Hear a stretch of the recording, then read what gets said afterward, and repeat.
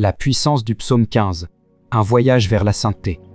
Bienvenue sur notre chaîne où nous explorons la beauté et la sagesse de la Bible.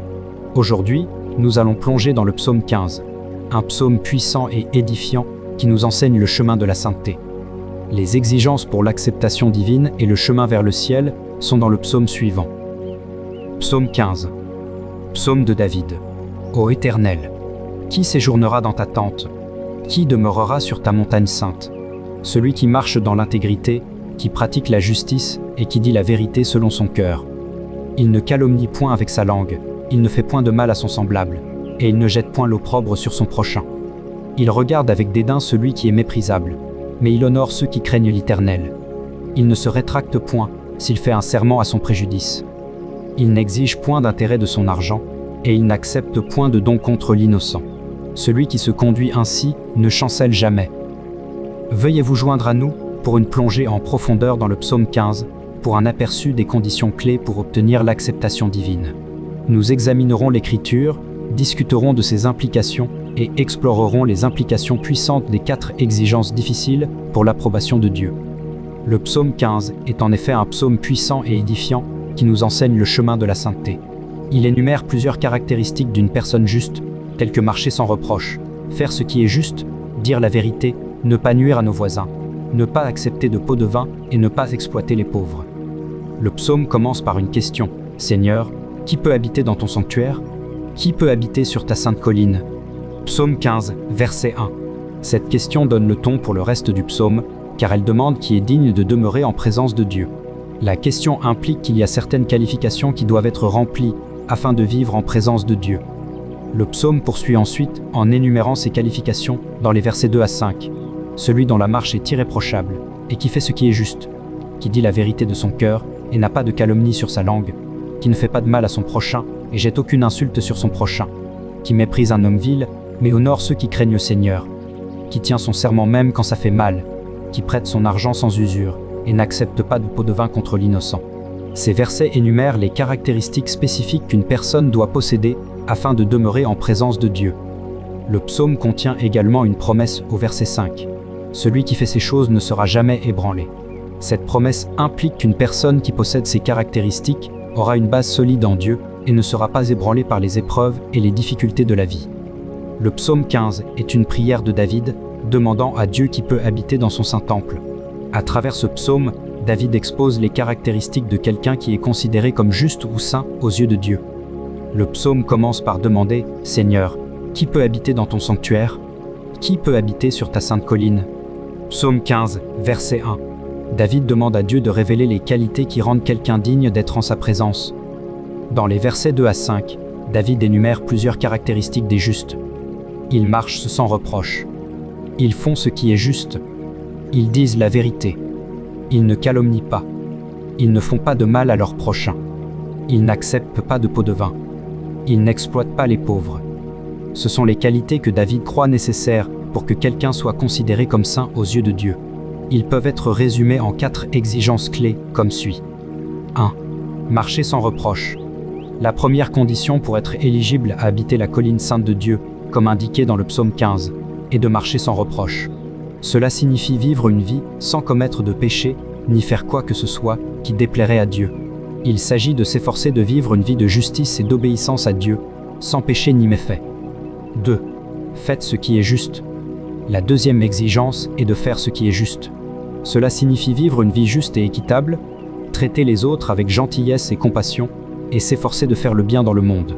Il s'agit d'être une personne intègre, quelqu'un sur qui on peut compter et sur qui on peut compter. 3. Dire la vérité. La troisième exigence est de dire la vérité. Cela signifie être honnête et transparent dans toutes nos relations avec les autres et éviter la tromperie et la tromperie. Il s'agit d'être une personne de vérité à qui on peut faire confiance pour dire la vérité. 4. Ne faites pas de mal à votre voisin. La 4e exigence est de ne pas faire de mal à votre voisin. Cela signifie traiter les autres avec gentillesse et respect, éviter les commérages et les calomnies, et ne pas exploiter ou profiter des autres. Il s'agit d'être une personne de paix et d'amour, qui cherche à édifier les autres plutôt qu'à les abattre. Vie agréable à Dieu et utile aux autres. Cette vidéo fournit une conclusion unique qui vous aidera à comprendre le plan de Dieu pour atteindre le ciel et obtenir une véritable acceptation divine. Nous discuterons de la façon dont ces exigences ci-dessus sont toujours pertinentes pour nos vies aujourd'hui et comment nous pouvons les appliquer à nos vies afin non seulement d'obtenir l'acceptation de Dieu, mais de nous assurer que nos âmes sont pures. Commençons par examiner en détail les différentes exigences. La première exigence est de marcher sans reproche, c'est-à-dire de vivre une vie d'intégrité et d'honnêteté. Ensuite, nous devons faire ce qui est juste, c'est-à-dire respecter les commandements de Dieu et vivre d'une manière qui lui plaît. Troisièmement, nous devons dire la vérité avec le cœur, c'est-à-dire parler honnêtement et ne pas porter de faux témoignages. La quatrième exigence est de mépriser le gain de l'oppression ou de rejeter les profits obtenus par des moyens injustes et oppressifs. Cela peut inclure de ne pas participer à la corruption, à l'extorsion ou à tout autre gain financier obtenu par des moyens contraires à l'éthique ou immoraux. En suivant ces principes, nous gagnerons l'acceptation au ciel et nous assurerons que nos âmes sont pures. Éternel, qui demeurera dans ton tabernacle? Qui habitera ta colline sainte? Celui qui marche dans l'intégrité, qui pratique la justice et qui dit la vérité dans son cœur. La première exigence pour l'acceptation divine est de marcher sans reproche, ce qui signifie vivre une vie obéissante, fidèle et honorant la volonté de Dieu. Pour mieux comprendre cette exigence, regardons des versets bibliques tels qu'Éphésiens 4 versets 17 à 19, qui ordonnent aux chrétiens de ne plus vivre comme les gentils, mais plutôt d'être renouvelés dans l'esprit de leur esprit en vivant une vie sainte et irréprochable. Proverbes 6 versets 16 à 19 conseille également aux croyants de marcher dans les voies de la justice, de rechercher la paix et de la poursuivre. D'autres références pertinentes incluent Matthieu 6 verset 33, qui nous dit de rechercher d'abord le royaume de Dieu et sa justice, et Philippiens 4 verset 8, qui nous dit de penser aux choses qui sont vraies, honorables, justes, pures, belles et de bon rapport. Romains 12 verset 2 et le psaume 15 nous encouragent à résister à la conformité aux normes du monde et à être transformés par la parole et les commandements de Dieu. Il nous rappelle que la vraie justice est démontrée en menant une vie qui plaît à Dieu et en alignant nos actions et nos comportements sur sa volonté. Mettez un cœur de compassion, de bonté, d'humilité et de douceur. Colossiens 3 versets 12 à 14. Par conséquent, marcher sans reproche signifie s'efforcer d'être comme Christ dans notre comportement et penser et faire ce qui est droit aux yeux du Seigneur. De plus, nous devrions chercher à répondre aux autres avec amour, compassion, justice et miséricorde, afin de démontrer une vie irréprochable. Marcher sans reproche fait référence à vivre une vie sans commettre de péché, ni faire quoi que ce soit qui déplairait à Dieu. Cela fait également référence au fait de vivre une vie de justice et d'obéissance à Dieu, exempte de péché et d'actes répréhensibles. C'est la première caractéristique que David énumère comme nécessaire pour que quelqu'un demeure dans le sanctuaire de Dieu et vive sur sa colline sainte. David est souvent qualifié d'homme selon le cœur de Dieu en raison de sa profonde dévotion à Dieu et de son engagement envers la justice. Malgré ses défauts et ses erreurs, David a toujours cherché à se repentir et à revenir à Dieu. Il a écrit de nombreux psaumes exprimant son amour et sa confiance en Dieu, et sa contrition quand il a échoué. La vie de David est un exemple de la façon dont, avec l'aide de Dieu, nous pouvons nous efforcer de vivre une vie irréprochable et d'être réconciliés avec Dieu lorsque nous échouons. Le psaume 15 est vraiment un psaume puissant et édifiant qui nous enseigne le chemin de la sainteté. Il énonce plusieurs caractéristiques d'une personne juste qui sont nécessaires pour que quelqu'un soit considéré comme saint aux yeux de Dieu. Ils font ce qui est juste. Un saint homme est quelqu'un qui s'efforce de faire ce qui est juste selon les lois et les commandements de Dieu. Dans Proverbe 12 verset 28, il est dit « Dans le chemin de la justice, il y a la vie. Long de ce chemin est l'immortalité. » Ce verset nous rappelle que vivre une vie de justice mène à la vie éternelle. Ils disent la vérité. Un homme saint est quelqu'un qui dit la vérité et évite la tromperie et les mensonges. Dans Proverbe 12 verset 19, il est dit « Les lèvres véridiques durent à toujours, mais une langue mensongère ne dure qu'un instant. » Ce verset nous rappelle que dire la vérité est un aspect important de la sainteté et qu'elle dure pour toujours. Il ne calomnie pas. Un saint homme est quelqu'un qui évite de parler négativement des autres et parle plutôt gentiment et positivement. Dans Proverbe 16 verset 28, il est dit « Un homme pervers sème la discorde et un calomniateur sépare des amis proches. » Ce verset nous rappelle que parler négativement des autres provoque la division et la séparation.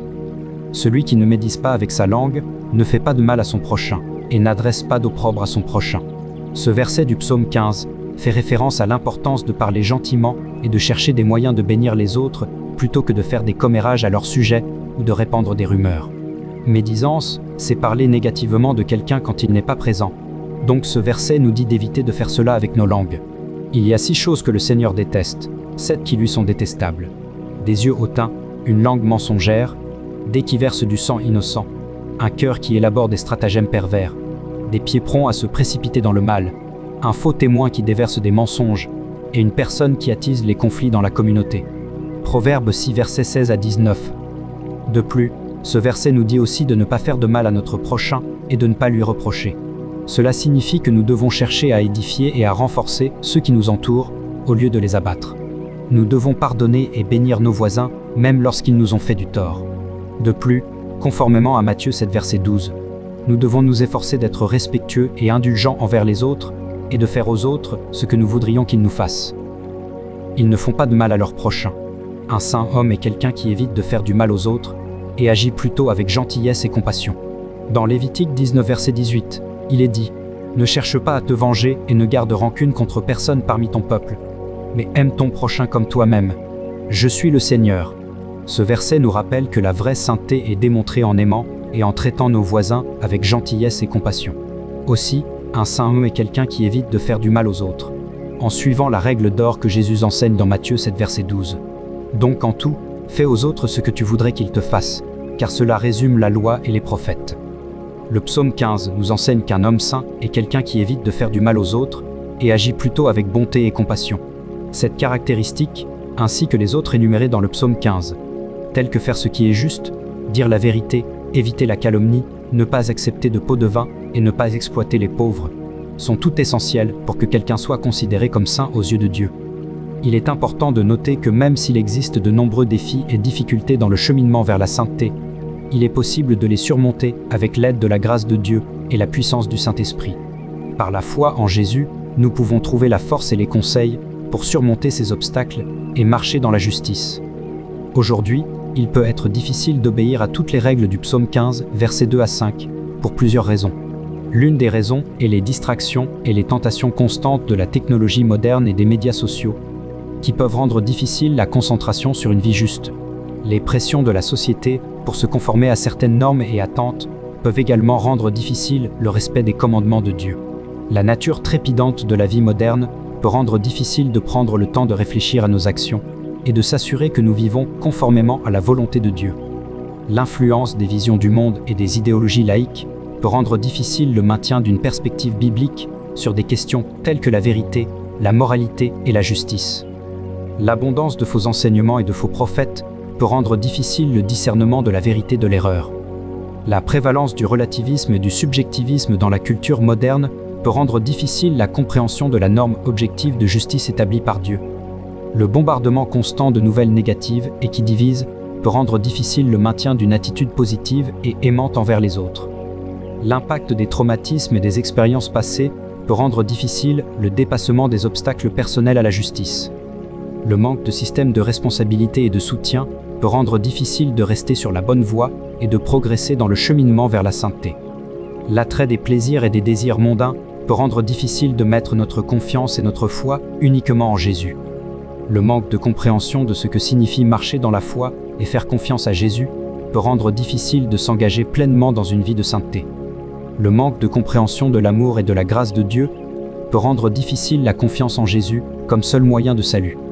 Le manque de compréhension de la puissance transformatrice du Saint-Esprit peut rendre difficile de compter sur lui pour aider dans le cheminement vers la sainteté. Pour rendre ce psaume utile en ces derniers jours, nous devons d'abord savoir que le psaume 15 n'est pas seulement une liste de règles à suivre, mais plutôt une description du genre de personne qui est digne de demeurer en présence de Dieu. Ce psaume est un appel à la sainteté, et que les principes énoncés dans le psaume ne sont pas censés être pesants, mais plutôt ils sont destinés à nous conduire à une relation plus profonde avec Dieu. Le cheminement vers la sainteté n'est pas quelque chose que nous pouvons accomplir par nous-mêmes, mais c'est plutôt quelque chose que nous ne pouvons réaliser qu'avec l'aide de la grâce de Dieu et la puissance du Saint-Esprit. Par la foi en Jésus, nous pouvons trouver la force et les conseils pour surmonter les difficultés et les obstacles auxquels nous pouvons être confrontés dans notre cheminement vers la sainteté. Le psaume 15 est vraiment un psaume puissant et édifiant qui nous enseigne le chemin de la sainteté. Mais c'est aussi un rappel que ce n'est pas un voyage facile, mais avec l'aide de la grâce de Dieu et la puissance du Saint-Esprit, par la foi en Jésus, nous pouvons surmonter les difficultés auxquelles nous pouvons être confrontés. L'un des versets les plus puissants de la Bible, qui se rapporte au psaume 15, se trouve dans Galates 5 versets 22 à 23, qui déclare « Mais le fruit de l'esprit est l'amour, la joie, la paix, la patience, la bonté, la fidélité, la douceur et maîtrise de soi. Contre de telles choses, il n'y a pas de loi. » Elle souligne que la véritable mesure de la justice n'est pas notre adhésion à une liste de règles et de règlements, mais plutôt le fruit de l'esprit qui est évident dans nos vies.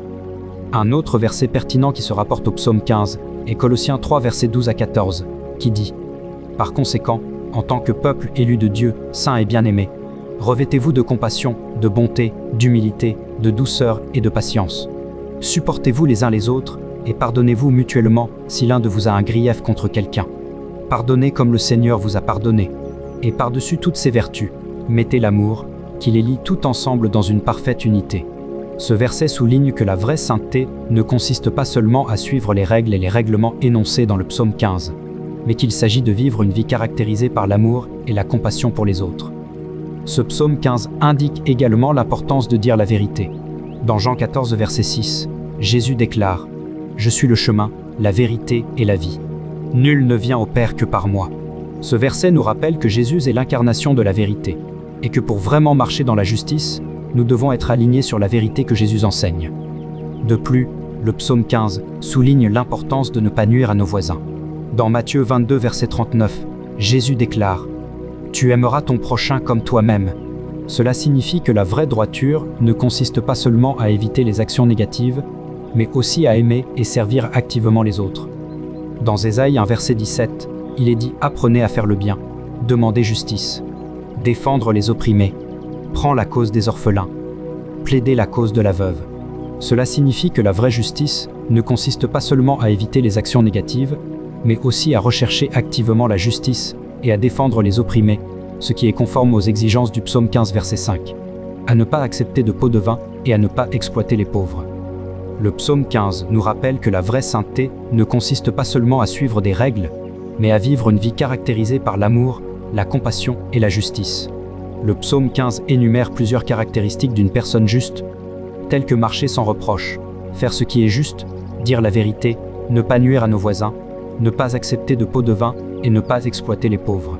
Cependant, comme le déclare Galates 5 versets 22 à 23, la vraie justice est également démontrée par le fruit de l'esprit qui est évident dans nos vies, comme l'amour, la joie, la paix, la patience, la bonté, la fidélité, la douceur et l'autocontrôlé.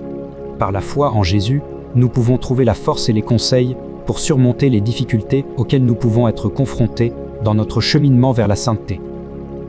Et nous pouvons compter sur la puissance du Saint-Esprit pour nous aider à vivre une vie agréable à Dieu. L'Esprit est notre aide et notre guide. Il nous donnera le pouvoir de suivre les commandements de Dieu et nous aidera à porter le fruit de l'Esprit, qui est nécessaire pour être considéré comme juste aux yeux de Dieu. Il est important d'être en communication constante avec le Saint-Esprit et de compter sur lui pour nous aider à vivre une vie agréable à Dieu. De plus, le psaume 15 souligne l'importance de vivre une vie d'intégrité, d'honnêteté et de sincérité. Dans Proverbe 11 verset 3, il est dit « L'intégrité des hommes droits les guide, mais les infidèles sont détruits par leur duplicité. » Vraiment, vivre une vie d'intégrité est crucial pour la sainteté, et ceux qui sont infidèles seront finalement détruits. Dans Éphésiens 4 verset 25, il est dit « C'est pourquoi chacun de vous doit rejeter le mensonge et dire la vérité à son prochain, car nous sommes tous membres d'un seul corps. » Ce verset signifie que parler honnêtement est un aspect important de la sainteté et qu'il est nécessaire pour établir des relations saines avec les autres.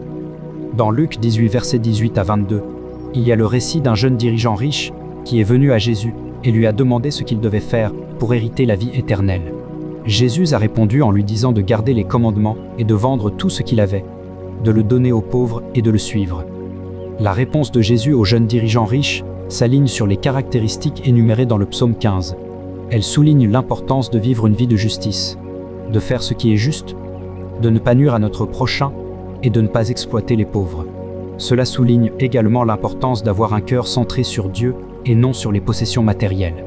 Dans le psaume 15 et dans la réponse de Jésus au jeune dirigeant riche, il est clair que la vraie sainteté consiste à vivre une vie caractérisée par l'amour, la compassion et la justice qui est alignée sur les commandements de Dieu. De plus, le psaume 15 souligne l'importance de traiter les autres avec gentillesse, compassion et justice. Dans Jacques 2, verset 8, il est dit « Si tu gardes vraiment la loi royale trouvée dans les Écritures, aime ton prochain comme toi-même, tu fais ce qui est juste. » Cela nous rappelle que la vraie droiture est démontrée en aimant et en traitant les autres avec gentillesse, compassion et équité. En résumé, le psaume 15 est un psaume puissant et édifiant qui nous enseigne le chemin de la sainteté. Il énumère plusieurs caractéristiques d'une personne juste, telles que marcher sans reproche, faire ce qui est juste, dire la vérité, ne pas nuire à nos voisins, ne pas accepter de pots de vin et ne pas exploiter les pauvres. Il souligne également l'importance de vivre une vie d'intégrité, d'honnêteté, de sincérité, de traiter les autres avec gentillesse, compassion et justice. Par la foi en Jésus, nous pouvons trouver la force et les conseils pour surmonter les difficultés auxquelles nous pouvons être confrontés dans notre cheminement vers la sainteté. Et nous pouvons compter sur la puissance du Saint-Esprit pour nous aider à vivre une vie agréable à Dieu. Le psaume se termine en disant « Celui qui fait ces choses ne sera jamais ébranlé ». Psaume 15, verset 5.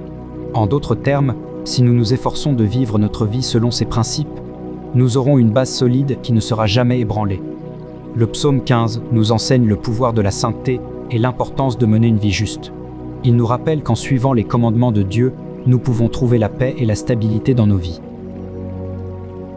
Psaume 15. Psaume de David. Ô Éternel, qui séjournera dans ta tente?